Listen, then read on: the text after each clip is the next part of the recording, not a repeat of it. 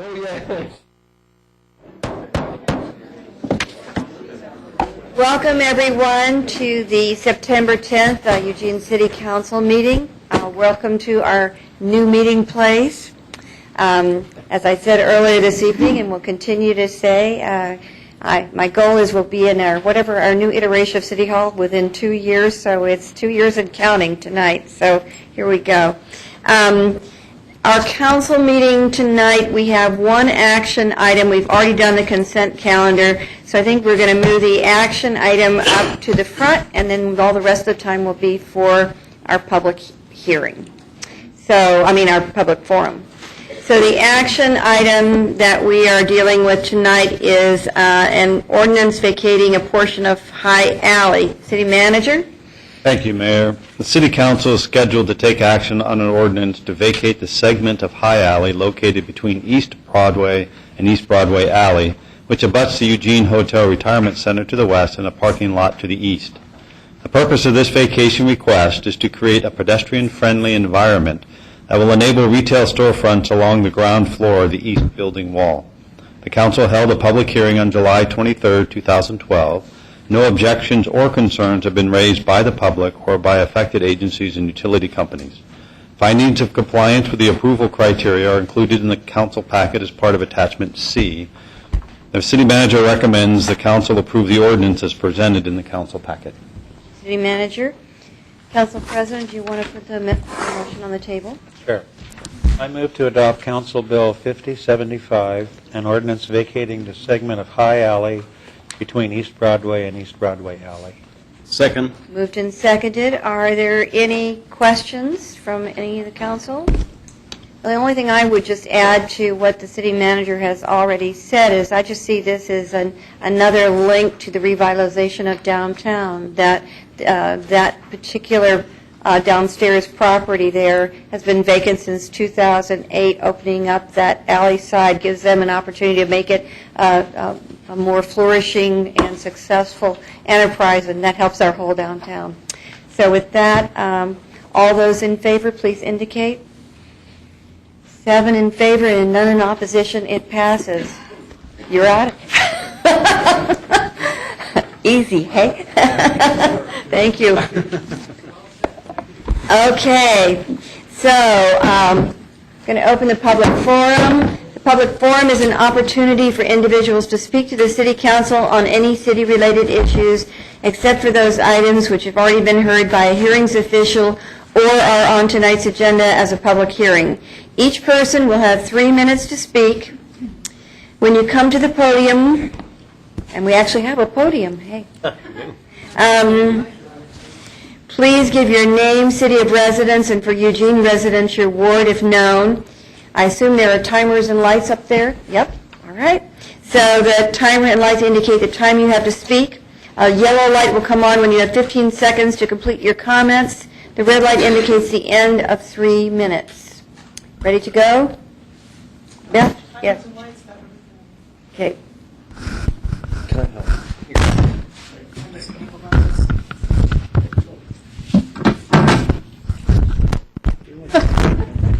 There goes the microphone. That's right.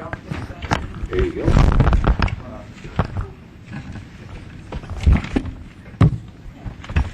Whatever it takes. All right.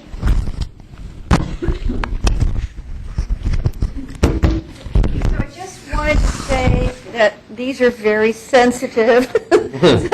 So every little motion we make is picked up with a lot of noise. I guess somebody just had quite a bit of noise going on probably. Sorry. Yes. So we'll just all remember that. Okay, we have 20 people signed up to speak tonight. The first person is, it looks like Jill Winans, followed by Marty Black. My name is Jill Winans, and I'm in Betty Taylor's ward, Ward 2. I am here tonight as a member of the No Kill Community Coalition, which was formed in 2006 to promote the no kill philosophy in Lane County.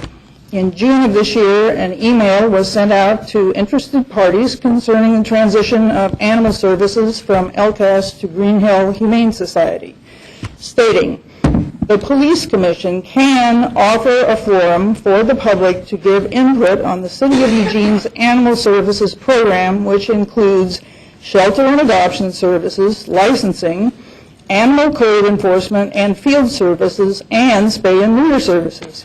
Heavens, hasn't the Police Commission got enough to do? We, the electorate, feel that our best forum is the elected council members that voted in this contract. We have no desire to interface with appointed officials, such as the city manager or the city representative for contract administration, and certainly not the Police Commission.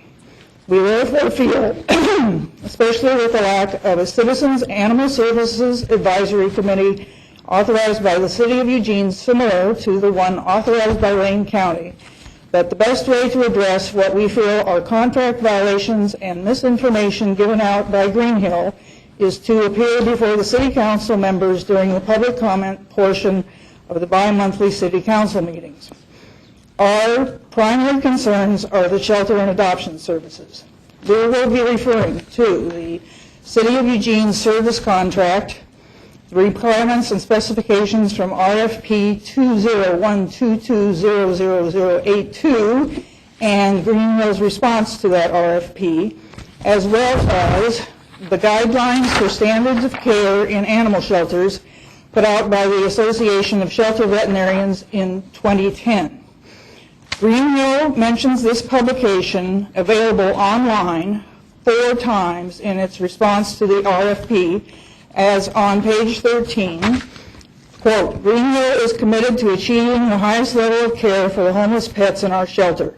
To achieve this, the organization follows the guidelines established by the Association of Shelter Veterinarians, Guidelines for Standards of Care in Animal Shelters. Therefore, we contend that any violation of these guidelines constitutes a violation of Green Hill's contract with the city and feel a responsibility to keep the council members informed. Thank you. Marty Black is next, followed by Bob Cassidy. Hi, I'm Marty Black, and I'm in Andrew Ortiz's ward, and Kitty, it's your ward too. I don't know the number. I can't remember. Last week, I went to the First Avenue shelter and explained to kennel staff that I trained as a dog walker in the past, and I was then allowed to walk 2 dogs. Around noon, a staff member told me that a number of the dogs had not been out of their kennels since the previous day. Today, I arrived at the shelter, and a kennel worker refused to allow me to walk dogs because she considers my training outdated. I then told her that I would visit dogs in the exercise yard. I requested any dog that had not gone outside today. She then raised her voice and told me that all dogs always go outside every day. I replied that staff had told me many dogs were confined to their kennels for more than 15 hours, but she followed me into the exercise yard, repeatedly claiming that no staff member would have said such a thing. She also claimed that she came in early the day I was there last week to make sure all dogs were walked. She was, however, incorrect about the day that I visited the shelter. She then attempted to discredit me by inaccurately stating that I attended a training orientation last year and never returned, and had attempted to adopt a dog that LCAS declined to release to me. In fact, I found that dog in a park and placed him in LCAS's hands for adoption. At that point, I was so upset by her harassment and overt hostility that I left a half hour early. She yelled, "Don't ever come back when we are closed." When I responded that I specifically checked with staff and received permission to visit dogs when the shelter was closed, she again yelled, "What staff? When?" I determined that the behavior I have described is a violation of Section 2, Article D, part of Green Hill's contract. If I have time at the end, I'll read it. I am in distress that employees who exhibit such extreme antagonism toward willing and capable volunteers have the potential to have a severely negative impact on the quality of life of shelter dogs. I have given this information to Carrie Lieberman, GHS Director, and I am waiting for a reply. So it looks like I have 55 seconds. The part of the contract that I was referring to, my experience was a violation of Section 2, Article D of Green Hill's RFP response, which is part of the contract. All people will be treated with respect, listened to, and provided with any necessary information in a clear and transparent manner. They will have direct access to any higher-level staff or volunteers and have the ability to access any animal or organizational-related information that they desire. Thank you. Cassidy is next, followed by Helen Liguri.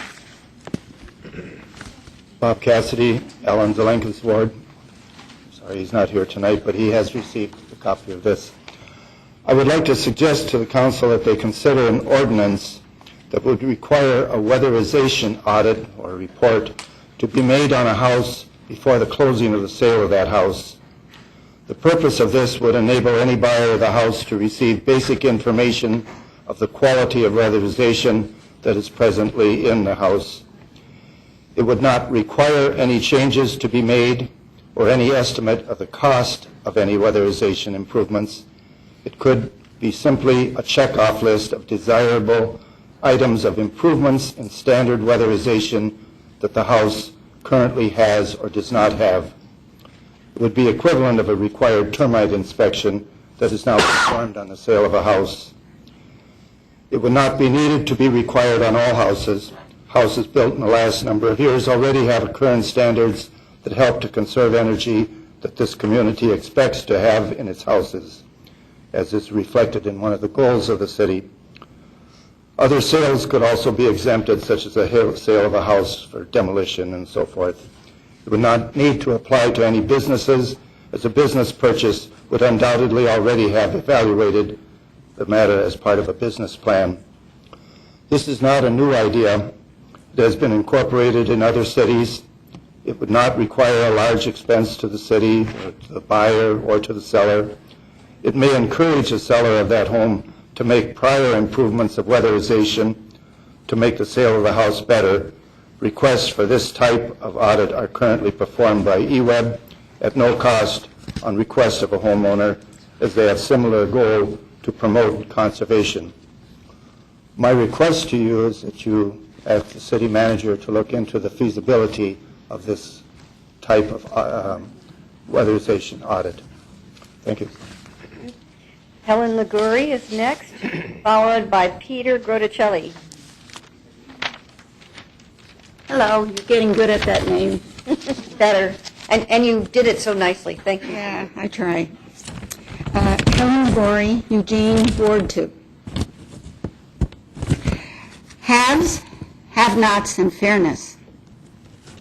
I'm one of Eugene's haves, who speaks tonight not only for herself, but with the support of other haves in Church Women United, my Christian congregation, and a coalition of conscious of the interfaith community.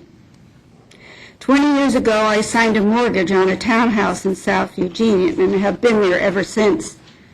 I developed a keen interest in my adopted city and love it. However, I become increasingly aware of its innate unfairness in its distribution of resources, coming to a head recently with the need for someone to manage the public golf course, Laurelwood, for the next 5 years. It's a gem of a 9-hole course for the haves, to be sure. However, the number of players has been declining since 2009, and the current operators were unable to pay $17,500 of the total $25,000 they owed the city. In addition, they were granted a request of the city to pay for $60,000 on their water bill. The dollar amounts are taken from the Register Guard article of September 3rd. Because of these difficulties, the city has allowed potential operators to ask for a subsidy in their proposals. The current operators were the only parties deemed responsive and have the only proposal on the table.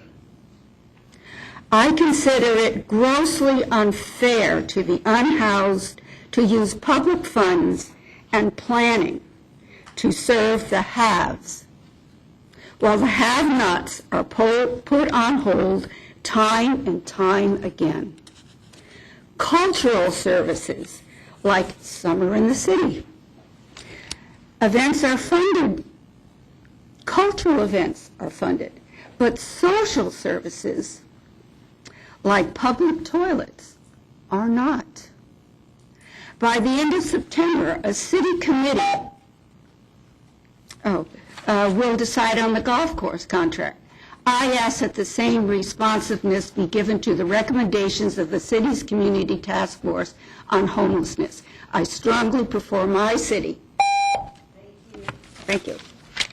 Peter Grotticelli is next, followed by Jean Stacy.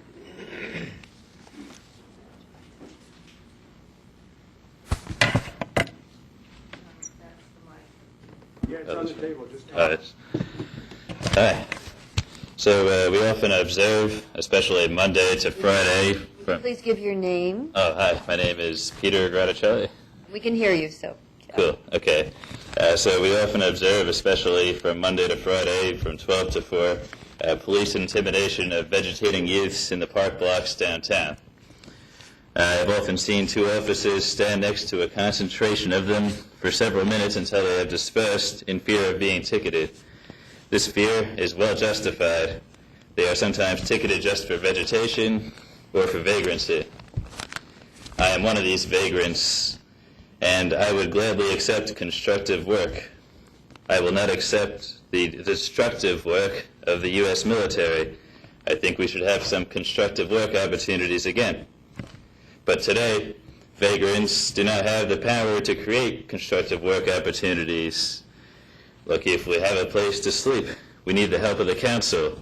We need the council to legalize vagrancy and vegetation in this city when vegetation is used for sleeping purposes, and revise the building and land use codes and appropriate some unused land for us by eminent domain in such a way that we may freely construct gardens and simple shelters within city limits. With this basic empowerment, we could then help to begin cheaply manufacture some goods, help to form a robust, sustainable domestic economy that does not require the conquest of foreign oil fields for its operation. Thank you. Jean Stacy is next, followed by Connie Rose. I'm Jean Stacy, and I'm in George Brown's ward. I'm sure this is all very disorienting to most of you here, but I love this arrangement. It feels much more like community coming together, and I like it very much. So I hope you'll consider that as you finalize your next plans. I was just at the downtown public safety zone hearings, and I was impressed with Mr. Clark's attitude and with the entire approach. Again, I think it's that feeling of community coming together to solve problems that we all share and all from a little different perspectives. I think there are things that I'm hoping very much that this council will help a lot of us citizens out there who are trying very hard to work with you to solve problems. Sometimes when we screech and yell and complain, it really is to give support to things that we believe that many of you really want, but you're hearing other voices loudly too. So we're trying to provide responsible balance within the community. Many of us have been working very hard recently on Opportunity Village. And we need your help, as you know, with land. And I know city staff is beginning to address finding land for a 24/7, whether it's Opportunity Village or some other project. But I want you also please to help us in creating a culture in Eugene that will support helping those folks who are economic refugees. Those folks who have been working for the last 20 years are now suddenly and totally unpreparedly out on the street and need very little help to get back on their feet. We have wonderful programs that are exhausted through overuse for those with addictions, for those with mental health problems, but we have very little to help those who have just recently been hurt by the economy. Please help us separate Opportunity Village from the Occupy protest can. Help people understand they are totally separate issues. Occupy had no opportunity to control its borders. It was not intended to be a homeless place. Opportunity Village will control its borders. It will have no drugs, no alcohol, no violence. Please help our effort by, when you hear people confusing the two, help them separate them. Thank you. You. Connie Rose is next. All right. Michael Kerrigan is next, followed by Robin Bloomgarden. My name is Michael Kerrigan, and I'm a proud resident of Ward 7. Happy to be here today speaking to you again. I was part of the mayor's homeless task force, and I was just excited about the recommendations that we came up with. The group of people who came together. It was a very unique Eugene thing where we, as Gene was saying, people coming together make Eugene a better place. But it has been many, many months since we came up with the recommendations, and they haven't been put in place yet. There's some really exciting, great things there. And with winter coming, we really need to be taking some actions to see what we can do to get those recommendations in place, because wintertime means people are going to be suffering. Some people may be dying. We just got to remember that, yes, you got to do it right, but we got to do it quick enough that we can really make a difference and save some lives here in Eugene. And Gene mentioned the Opportunity Village Eugene. It's been some great folks have come together to work on that. It's a broad cross-section of the community. And recently when Mark Lakeman came down from Portland to speak about Dignity Village, there's 200 plus people showed up weeknight at the UU Church, the new one over on Chambers. It was just people not only wanting to listen, but people wanting to do something, to take some action. So I think we have a real opportunity now for people to come together to make a difference and help make sure that we don't lose any more lives this winter. So I'm just urging the council and city staff to ramp things up, to move even quicker, because we can do something that make Eugene people proud, make the world proud in the kind of unique way we can do things here in Eugene. So look forward to working with you, all the people in the room, and to you, to do something that will really, I think, improve lives this winter. Thank you. Robin Bloomgarden is next, followed by Joe Tyndall. I'm here to speak about the downtown public safety zone. Chief Kearns has finally delivered a pile of paperwork in the last 48 hours or so that purportedly contains all the requested documentation about every case related to the downtown public safety zone. Occupy activists have been asking for this documentation for months. Now, on the eve of your council work session today, he finally delivered it. Today I had a quick look through what was received, and nothing seems to correlate with anything else. Some pages have case numbers but no detail. Other pages have detail but no case numbers. And some pages list locations of citations but with no case numbers or dates on the pages.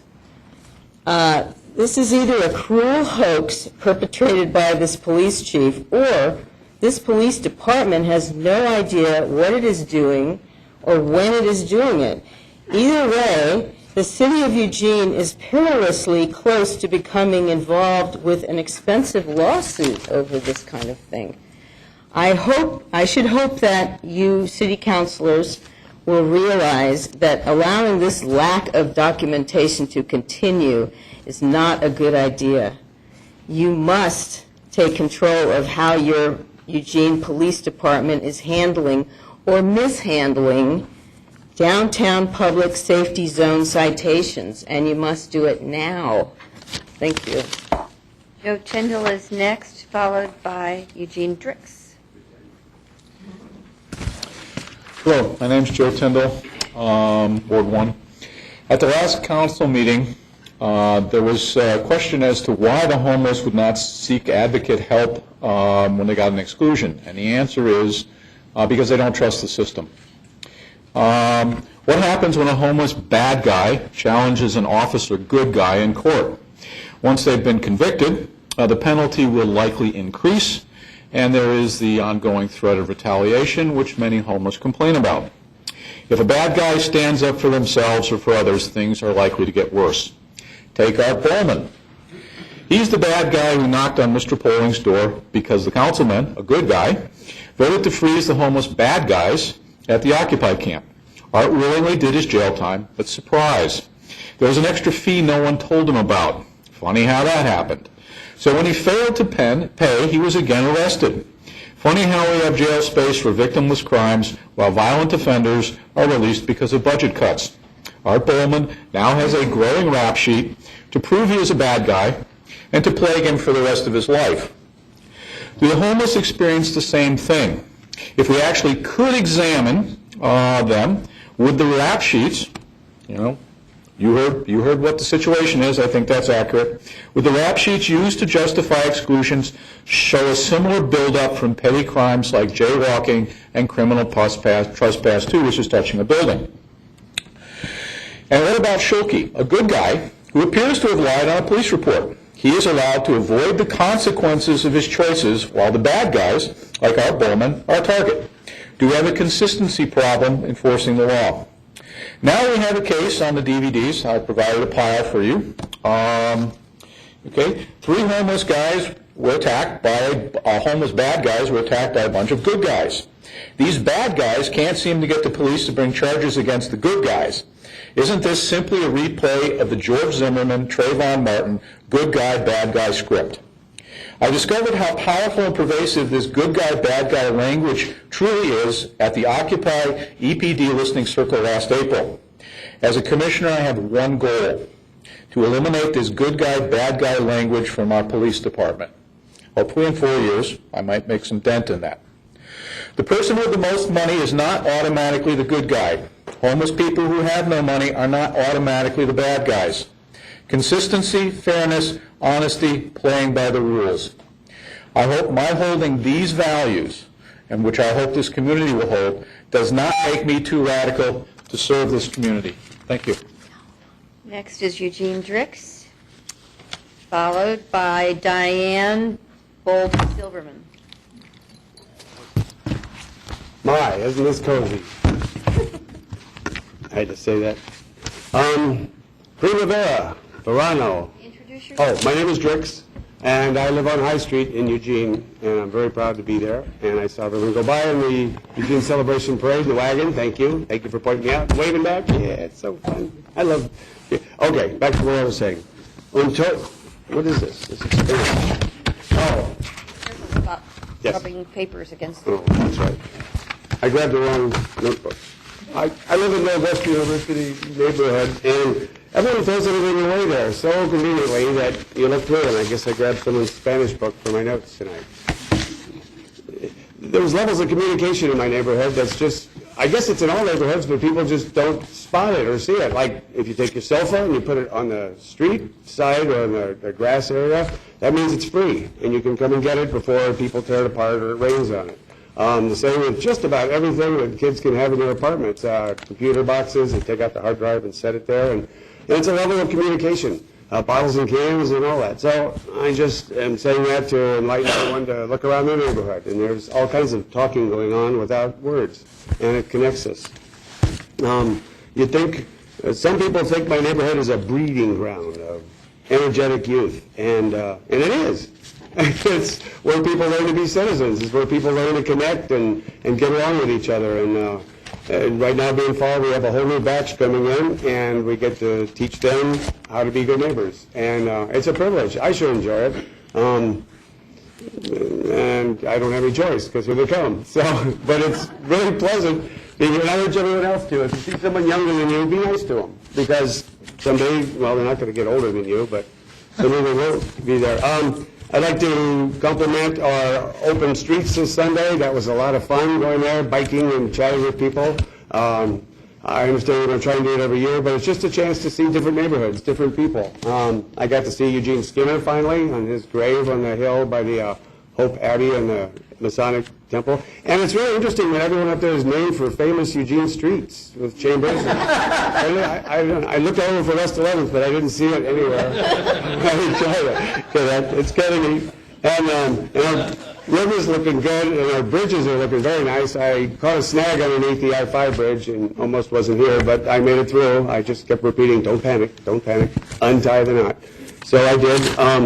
Don't know, does anyone ever remember Wally Knickerbocker, the one who that bridge is named after?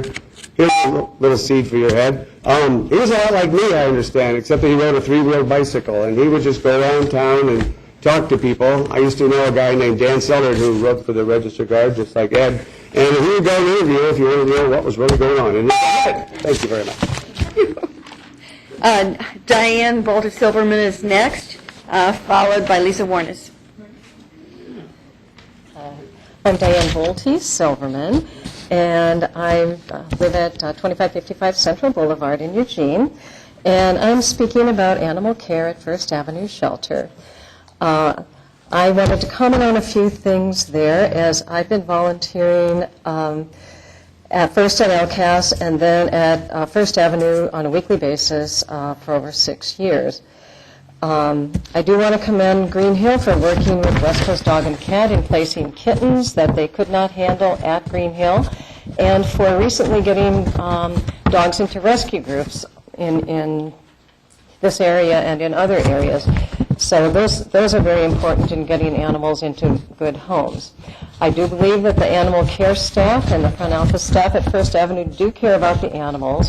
However, on numerous Thursdays, when I get there between 10:45 and 11 to walk dogs, many of them have not been yet taken outside at all. This past Thursday, I got to the kennels at about 11:15 and counted 18 dogs that had not been out yet. Only one other dog walking volunteer was there, and we at about the same time, and we rushed to get all of these absolutely frantic dogs outside. They're leaping, they're barking, they're doing anything they can to get our attention, and they're very uncomfortable. She was there about 2 hours. I was there about 4 hours, and we were the only dog volunteers that were there that day. Before leaving, I cleaned at least 10 kennels that were full of poop and pee. To me, this is a staff function. It shouldn't be something that volunteers need to do to keep our animals comfortable. A friend volunteered the next day, and she was the only dog walker the entire time she was there. Again, she had to get frantic dogs out of their kennels to poop and pee before starting their regular duties. And this is not isolated. This happens quite frequently. This situation happens more than just the 2 times that I'm mentioning. This is not quality care as promised by Green Hill, and is actually inhumane to make those dogs wait from 4 or 5 o'clock p.m. the previous night until 11 or 12 the next day to get outside.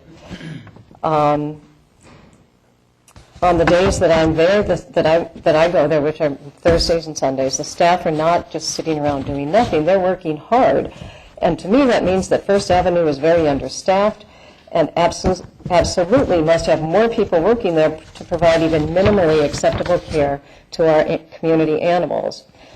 Another issue is that dogs aren't getting enough attention because our dog trainer is not there most of the time. She's at Green Hill, where her office is, but most of the dogs that need help are at the First Avenue shelter. We need a general manager. Lisa Warnes is next, followed by John Jordan Cascade. Good evening, Council. Mayor Piercy. Lisa Warnes, Ward 2. I'm here also to speak about First Avenue Shelter. We all realize what a rough transition it has to be to go from what was happening at Lane County Animal Services for Green Hill to go in and do such a great job like LCAS was doing. I do know that animals are not getting out enough. They're not getting walked every day, and are, like Diane Bolt Silverman said, many hours go by before they do get out. I know that some unhealthy and sickly animals aren't getting the medical care they need.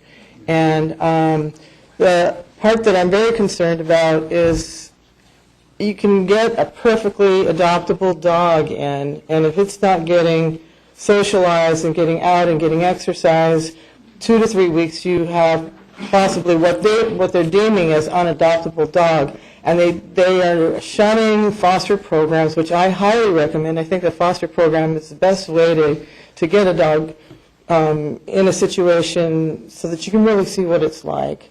And the criteria that Gail Schroeder uses, she's the veterinarian, the newer veterinarian at Green Hill. I had a meeting with her, and I'm very concerned about her criteria for euthanasia. I think it's fairly weak, and I think dogs get misjudged, and I'm real concerned about dogs getting euthanized that could actually be adoptable animals. And it's critical that they get out and that they have their poop and pee cleaned up so that they don't have to live in their own filth.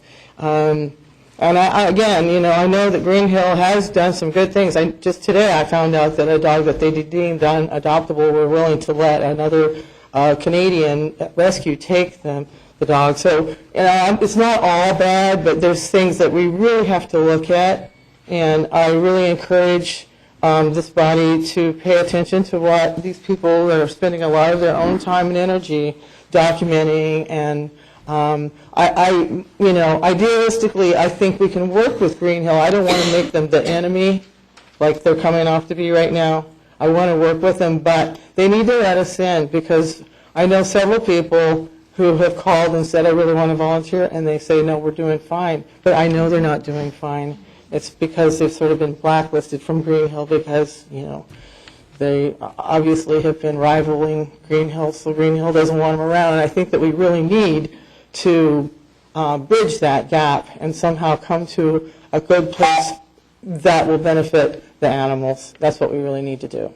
Thank you for your time. Thank you. John Jordan Cascade is next, followed by Karen Beasley. Good evening. I'm John Jordan Cascade. I'm a citizen of Ward 5. I'm here to represent the views of Beyond Toxics. It's a statewide environmental health nonprofit based in Eugene. And I'm here to register our concern about the potential for serious health risks and safety hazards represented by the impending onslaught of coal trains that will be traveling through Eugene on their way to the port of Coos Bay for export of that coal to Asia. Beyond Toxics works to see that job growth does not in reality lead to pollution growth. As part of our ongoing concern over Oregon's air quality, Beyond Toxics is very concerned about the prospect of 4 runs of coal-laden train shipments, often more than a mile long, rumbling through Eugene on a daily basis, and all the dangers inherent in 1 pound of coal dust spewed into our airshed for every train car for every mile traveled. This is not to mention the risk of a dramatic increase of diesel fumes, which has been recently linked to lung cancer by the World Health Organization. Communities like ours are too often offered the illusion of a narrow choice, a choice between jobs or clean air, economic growth or a healthy environment. We believe this is an outdated paradigm. A community might be approached by narrow private interests seeking sacrifices of us, whether that be tax breaks or increased health risks or both, for private gain. The export of coal through Eugene via train transit is precisely this situation in spades. We consider this nightmarish prospect an unnecessary and burdensome gamble for Eugene, and indeed for the entire Northwest, with very little economic benefit for any of us besides the big coal industry. We urge the City Council to hold a public forum on the subject of coal train transit through Eugene. And we also urge that all concerned citizens become more informed about the issues, speak up and take action on behalf of the integrity of Lane County citizens and all life that could be impacted. Thank you for your time. Karen Beasley is next, followed by Lee Henry. Karen Beasley, 2175 Amarante Street, Eugene, Pat Farr's district. I'm here speaking against coal trains. I'm asking the City Council to pass a resolution against coal trains transporting coal through our city. Transporting coal through the Pacific Northwest and Eugene is a no-win situation for the city of Eugene, Oregon, and the whole planet. The toxins from coal dust will negatively impact agriculture, forestry, fishing, and our whole quality of life. Coal dust travels a distance of 2.5 miles from the rail tracks. Do we really want numerous coal trains running on both sides of the Columbia River? Do we really want coal dust polluting the Willamette Valley from Portland to Eugene? Do we really want coal dust polluting the waterways between Eugene and Coos Bay? Coal trains on the Coos Bay line will cross over 150 waterways and bridges before they reach the port of Coos Bay. The ultimate environmental damage will occur when this filthy 19th century fossil fuel is burned and releases carbon dioxide into the air, contributing to global warming. Transporting coal will result in a few new jobs for Coos Bay and Gunderson Brothers in Portland. I haven't heard about any jobs in Eugene. The economic benefits of these primarily temporary jobs will be outweighed by the social and environmental damages caused by the toxic coal dust. Please join the cities of Seattle, Spokane, Edmonton, and Camas in adopting resolutions against transporting coal. The Coos Bay Rail Line needs an estimated $105 million for upgrades and repairs. Does this short-line railroad have deep enough pockets to clean up a coal train derailment and pay reparations to damaged parties? It's a well-known fact that coal settling through the bottom of the coal cars impacts the rail bed and causes derailments. I got that from the Burlington Northern website. I am a former Union Pacific Rail employee. Please consider the impact on Amtrak. Amtrak ridership has increased, and Amtrak is currently proposing 2 new trains a day between Portland and Eugene. These trains will have to share the same track as the coal trains, and I've heard estimates of between 4 to 10 coal trains a day. You have to remember to double that because every loaded train has an empty train running back. Thank you. Lee Henry is next, followed by Allie Valkyrie. Lee had to leave. Okay, Allie?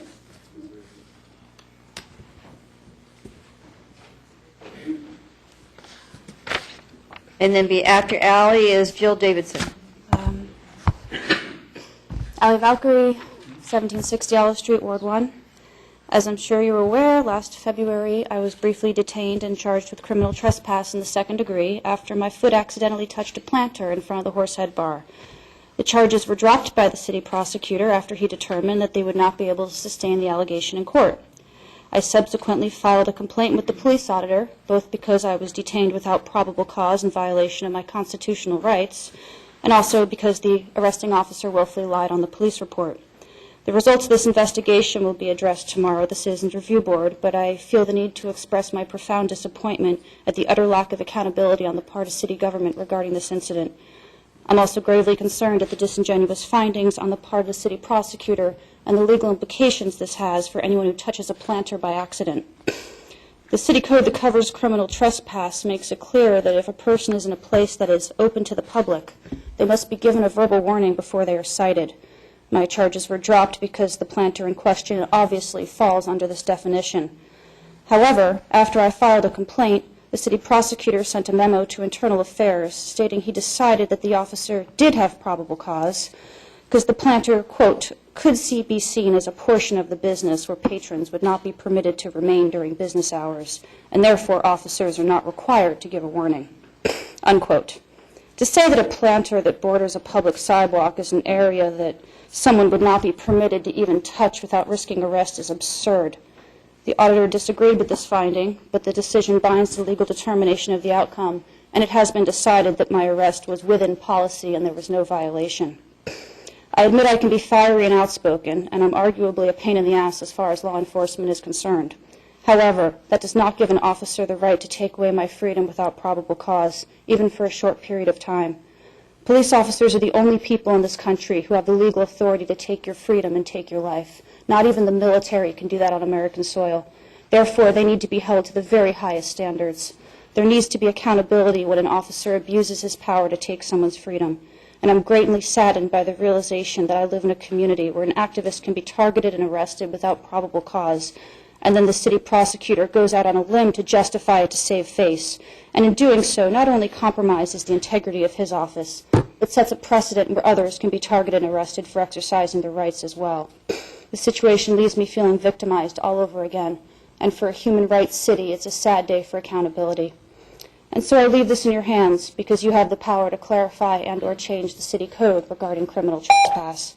I commend the auditor who was caught between a rock and a hard place, but the city prosecutor prioritized his relationship with the police department over his ethical duties.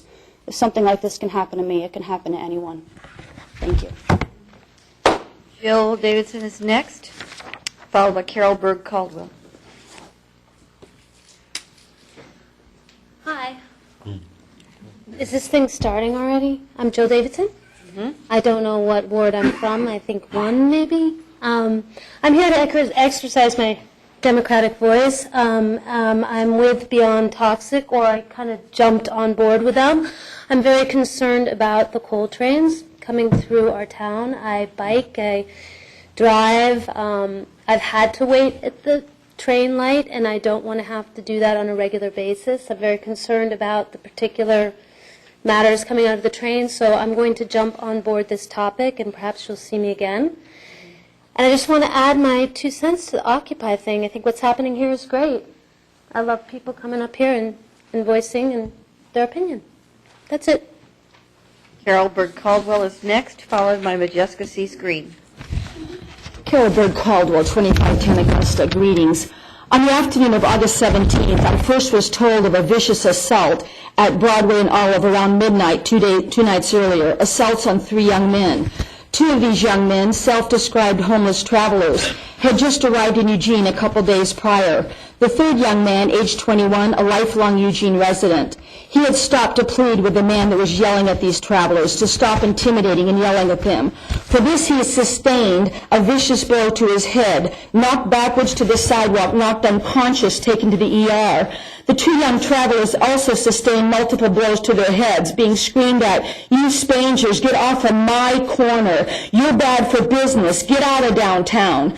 The travelers stated in their complaints, official complaints, they never struck back. One man, in self-defense, eventually, after sustaining multiple blows to his head, tried to contain the arms of the assailant. I was told witnesses and victims asked EPD arriving after the assault to arrest those assailants. To date, 26 days later, neither, to the best of my knowledge, neither assailant has yet been charged with assault. Though EPD officer Jesse Smith told me recently EPD plans to charge the assailant who knocked that young man unconscious with a charge of assault. He told me who they plan to arrest for this. I then told him that many victims and witnesses saw that it wasn't that man, the employee of the business owner, the hot dog vendor, who was that actual assailant. And I offered him a list of names and contacts of many victims and witnesses. But Officer Smith told me that that just wouldn't be necessary, that he had all the info he needed.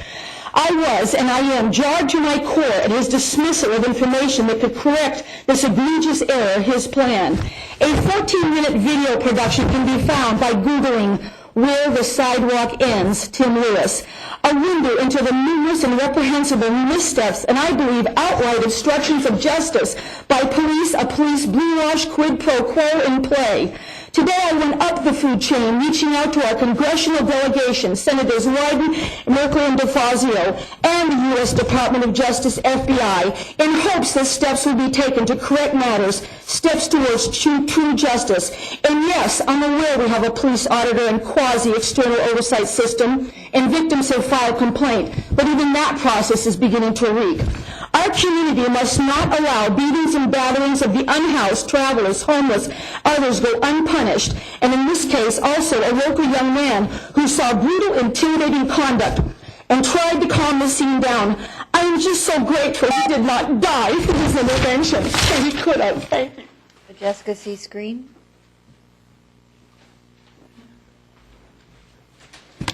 Majeska C. Screen, Ward 7. Following up on what my colleague Carol has told about, I want to tell about a little different angle of some of that, but also raise with you a recent case which has been resolved. A man has pled guilty for it, so it's not in the same status as the one that Carol mentioned. And this has to do with violence against homeless people as a bias and hate incident. This community, this city, supposedly intends to have zero tolerance for bias and hate, violence, crimes against homeless. And I know that there's some protocol that's to be followed. The concern that I'm raising with you to bring to your awareness is that for whatever reason, these protocols don't seem to be being followed. And so I don't know if you're even aware that a few months ago there was a case of homeless people being shot with BB guns. This was near the university. A man pled guilty to that. He was charged with reckless endangering. And I only heard about it because Carol observed it in municipal court, in her observing in municipal court. And now it's been in the media a little bit. But the concern is that apparently the protocol and the general order were not followed, or there would have been some notifications not only to you folks but also to, for instance, the manager of the Equity and Human Rights Center, who told me that she knew nothing about it. And I don't have any reason to think any police officer intentionally did not follow that protocol. I just think maybe it's so low in people's awareness that there needs to be some reminders about that, or some different training or something. And I understand that homeless people are not a protected class in federal or state law. We sort of thought that they were to some extent in Eugene, but apparently that's not really in the ordinances, and maybe it would be great if you guys would look again at that ordinance. But in any case, there are these protocols and the notifications and the general order, although it's from when Jim Hill was the chief, so it's a while ago, but still it tells about some tracking that's supposed to happen. And when we have data-led policing, I think that's a new opportunity for us to step up the tracking of these kind of hate crimes and also community response to them. But they have to be known about first. And then, of course, the recent assaults downtown that Carol raised. I know there's no charges yet, so maybe there's no charges to put any labels on yet. But you talk about wanting to target behaviors and not status. This is a perfect opportunity. The city needs to do the right thing in targeting those behaviors. Thank you. I'm going to close the public forum. Thank everyone for coming and speaking to us in our new format here. You brought up a lot of, I want to thank Bob for his suggestion. I want to thank all the animal folks who came to point out the things that they are concerned about and talk with us about it. And I want to thank the folks who from concerned about the homeless in terms of their housing needs, and but also in terms of their safety needs and stepping and look into the protocol issue. And of course, the coal issue is coming forward. I'm going to ask the city manager. I know we're going to have pro and con and opportunity for people to hear that on October 8th is the coal discussion. I do not believe any decision will be made that day. That's just an opportunity to hear pro and cons, and then we'll take it up after that.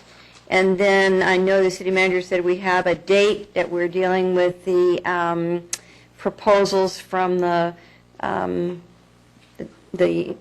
council asking the manager to come back with possible places for a village or something of that sort, and the council to determine what they want to do next. So what dates do we have?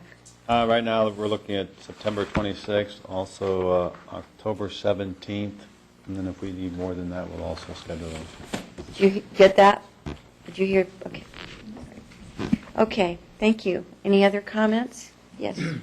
Thank you. I just wanted to say thank you to Gene Stacy for pointing out something that hadn't been really pointed out before, publicly, or out loud at least, that people should recognize the difference between the Occupy Eugene camp and Opportunity Eugene, and the discussion of that camp. You pointed out some significant differences that I will keep an eye on. Thank you. Andrea. Thank you, Mayor. I want to thank everybody for coming out tonight. This is much cozier. We're kind of all on the same level instead of kind of a little bit higher. But and also this room is much warmer than Old City Hall. So hopefully the temperature will stay a little bit more even. I appreciate people coming forward and talking about the various things. I just want to speak a little bit to the request about the coal train issue. I have a lot of constituency because Ward 7, the rail yard sits in Ward 7. And it does go through 3 of my 4 neighborhoods, 4 of the, anyway. And I understand that Porticus Bay was in Bonita on Thursday doing an open house and questions, and I wasn't able to go. I was working. But I have requested of them, I'm going to probably be going to take them through a tour through my ward, just to kind of show them where people live, where I live, where Ward 7 is.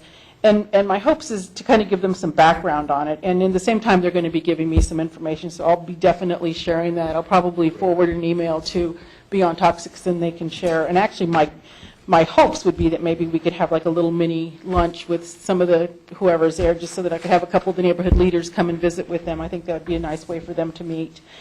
I have a lot of concerns about that, but I know that it's down the road, and there's a lot of unknowns, and it's a multifaceted conversation, because so much of it really isn't, so much of it is in federal law with the FTA, in my understanding.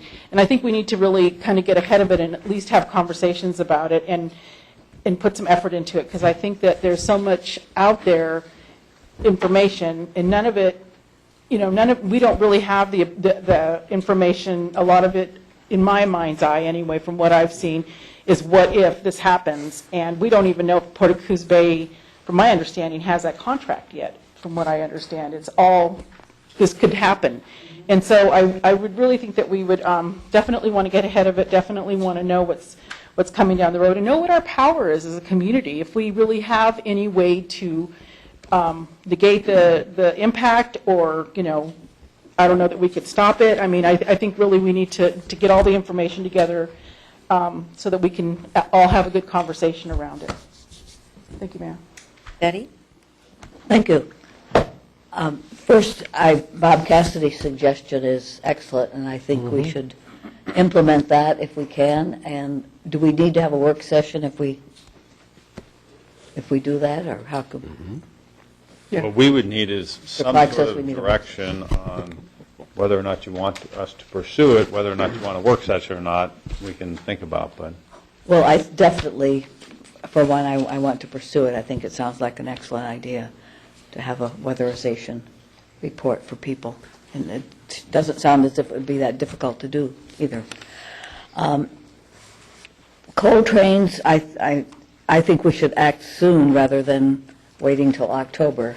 If there is anything we can do to stop them or to use our influence, we should do it, and do it. I don't see any point in waiting. We know, we've heard enough about it, we've read enough about it, and we know that it would be harmful to our community in many ways. So I hope that we can move that up sooner than the end of October. And a lot of unhappy things tonight. The dog issue, we did not vote to do anything about the dog shelter, correct? Council did not vote. Vote a contract in. We did talk about it during the budget conversation, so the financial impact was a part of the council motion, but the council doesn't vote on contracts. I agree with the person who said that it's not the police commission who should make decisions. I've always thought the council, we are elected, and we're the ones, if there is a decision, who should make it. It's open to the public, and they have access to us, and they can vote us out if they want to. But it's not, the police commission should not be making decisions about policy. So I think that is wrong. I should just say that the police commission doesn't make decisions. I know it's not supposed to, but somebody said they were told to go to them to. they can go to the police commission as part of that forum to have some public input, but the police commission doesn't make policy. They No. recommend policy. They recommend, yeah, they should be recommended. Well, anyway, the dog situation, I'm sitting here thinking about my dog. I left her at a few minutes before 5, and she's been alone all this time. And I feel guilty about that long even. I hope to be home by 10 and take her out. But is there anything we can do if this situation, if the things that we've been told are happening, is there anything that we can do or that staff can do? I've taken some notes, so we'll follow up on some of the notes and try to find out what the situation is and then go from there. And please let us know what you find out. Thank you. So I just want to respond to the date.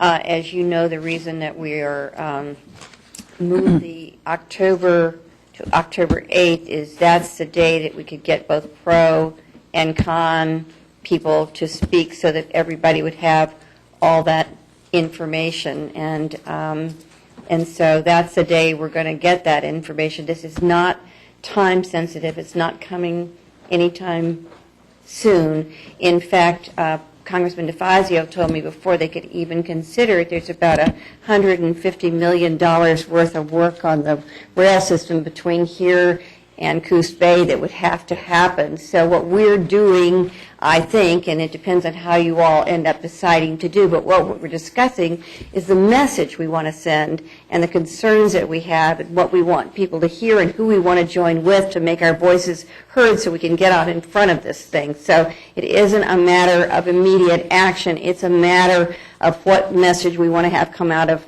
our community. And as part of the proposed resolution, we have an action part that asks our, should council decide to support that, that says that they will ask our staff to work with other folks and take whatever action they can to mitigate the negative impacts or prevent it from occurring. So that's a council decision that's down the road, but there is nothing that's moving, so to speak, right now. And I just want to, it's important, but it's not currently heading our... Imminent. They're not on the rail yet. So I just wanted to make that clear, and then we'll see what everybody wants to do.